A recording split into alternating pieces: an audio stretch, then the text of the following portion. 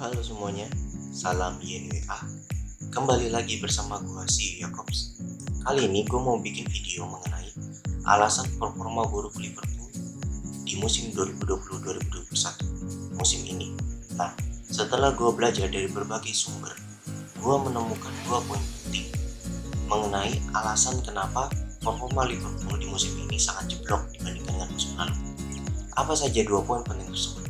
Langsung aja simak videonya sampai habis.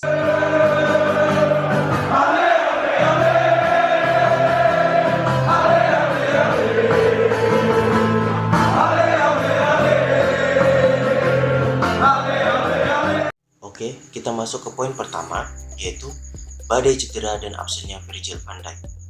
Dibandingkan dengan musim lalu, musim ini banyak pemain inti Liverpool yang terkena cedera silih berganti. Bahkan Virgil van Dijk, Gomez, dan Matip yang memiliki peran penting di musim lalu diperkirakan absen hingga akhir musim. Nah, berikut ini adalah tabel perbandingan daftar cedera Liverpool di musim lalu dan musim ini. Oke, bisa dilihat, musim lalu pemain yang cedera kebanyakan adalah pemain cadangan. Kalaupun pemain inti yang cedera, durasinya cenderung singkat, sedangkan musim ini tercatat Fabinho, Henderson, Matip, Gomez, dan Virgil van Dijk yang merupakan pemain penting di musim kemarin cedera panjang. Dan jelas ini punya pengaruh besar terhadap performa tim musim ini. Khusus untuk Virgil van Dijk, pemain ini sangat krusial buat Liverpool baik dalam bertahan ataupun menyerang. Karena dia adalah orang pertama yang melakukan build up di belakang dengan cara memberikan long ball terukur ke depan. Dengan absennya dia, performa pemain Liverpool cenderung menurun. Khususnya yang paling terlihat adalah menurunnya performa Trent Alexander-Arnold.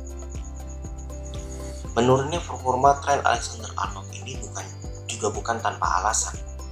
Hal ini disebabkan karena dia jarang mendapatkan ruang untuk melakukan long ball atau switch play.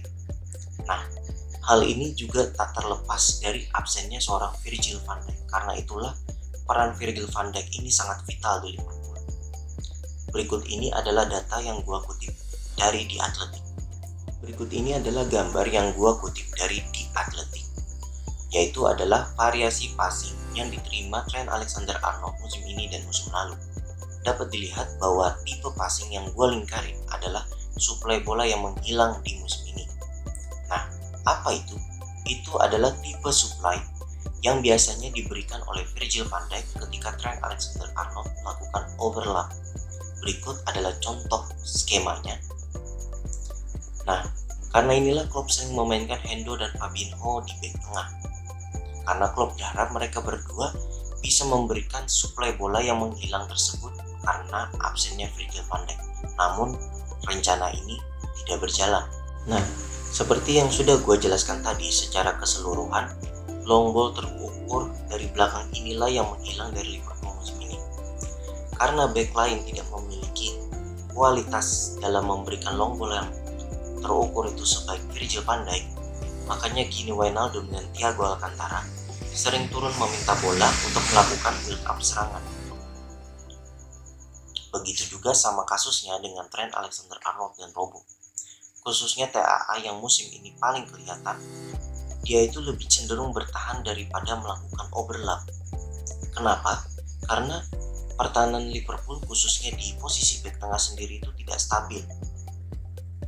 Seperti yang kita lihat, Klopp sering memainkan duet back yang berbeda di tiap pertandingannya. Kadang Hendo, Ozan Kabak, kadang Fabinho, Hendo, kadang Phillips, Fabinho, dan lain-lain. Itulah yang menyebabkan kenapa pertahanan Liverpool musim ini tidak stabil.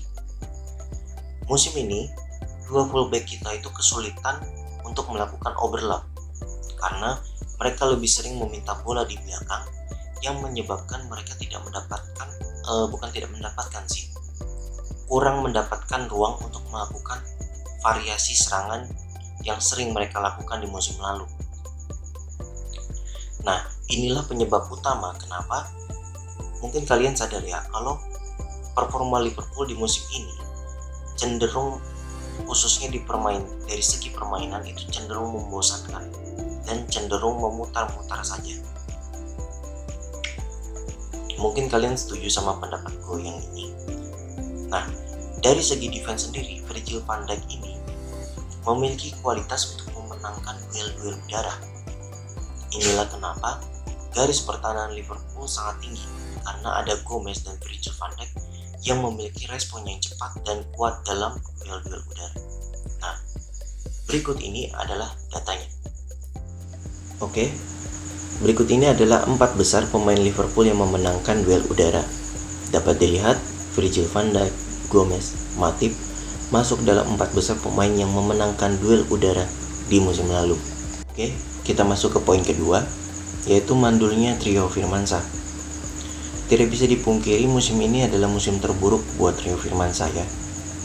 Musim lalu ketika Liverpool dalam situasi deadlock, 3 pemain ini bisa menjadi pembeda ataupun aktor dengan kualitas yang mereka miliki, entah itu dalam bentuk pergerakan yang berbahaya, ataupun salah satu dari mereka memberikan assist ataupun bahkan mencetak gol. Nah, di musim ini mereka tidak konsisten melakukannya, dimana di musim kemarin mereka sangat konsisten dan sangat stabil. Firmino musim ini itu terlalu sering kehilangan bola, bahkan pada saat passing pun tidak akurat dan sering melebar ataupun melenceng dari target. Begitu juga dengan Mane dan Salah yang terlalu sering membuang-buang peluang. Padahal trio ini di musim lalu hanya butuh 1 peluang untuk mencetak 1 gol. Dan itu tidak terlihat di musim ini. Bahkan ketika mereka mendapatkan bola di area lawan, transisi yang mereka lakukan itu terlalu lambat sehingga momentumnya sering menghilang. Nah, hal ini juga tak terlepas dari poin pertama yang sudah gue jelaskan sebelumnya. Jadi kedua poin ini itu saling terkait. Jujur, sudah tidak realistis buat kita untuk mengharapkan juara IPL di musim 2020-2021 ini. Mungkin target klub untuk sekarang menurut gue ya adalah 4 besar dan fokus untuk UEFA Champions League UCL. Oke, gue kira itu aja teman-teman analisis yang bisa gue berikan. Terima kasih sudah menonton video ini. Jangan lupa like dan subscribe jika kalian suka video ini. Dan silahkan komentar jika kalian punya pendapat yang berbeda. Oke, itu aja. Salam.